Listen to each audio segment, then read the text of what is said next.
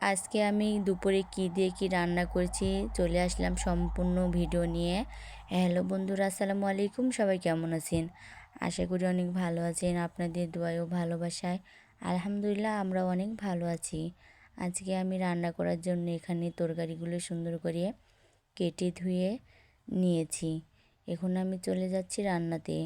রান্নার শুরুতে কড়াইতে দিয়ে দিলাম পালং শাক, আর দিয়ে দিচ্ছি কিছু কাঁচামরিচ, আর দেব পেঁয়াজ কুচি, আর সামান্য পরিমাণ লবণ। আর এদিকে রান্না করব তিতা করলা ছোট আলু দিয়ে চচ্চড়ি। রমজান মাসে যারা মাছ মাংস দিয়ে ভাত খেতে পারেন না তারা এই চচ্চড়ি রান্না করলে পেট ভরে ভাত খেতে পারবেন। তো আমি এখানে দিয়ে দিলাম প্রয়োজন মতো মশলা। এখন আমি এগুলো সুন্দর করে হাতে মাখিয়ে নেব।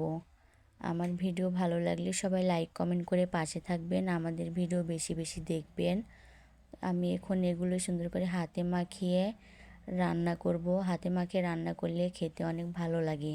তো আমার এগুলো মাখানো প্রায় শেষ। আমি এখন দিয়ে দেব একটু পানি, দিয়ে ঢাকনা দিয়ে ঢেকে দিয়েছিলাম।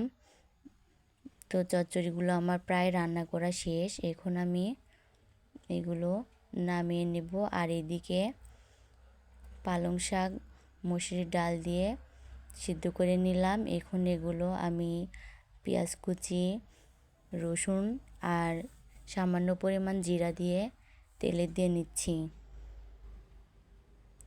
আজকে আমি দুপুরে রান্না করলাম মসুরির ডাল দিয়ে পালং শাক, আর এদিকে ছোট আলু দিয়ে তিতা করলা ঝাল ঝাল চচ্চড়ি।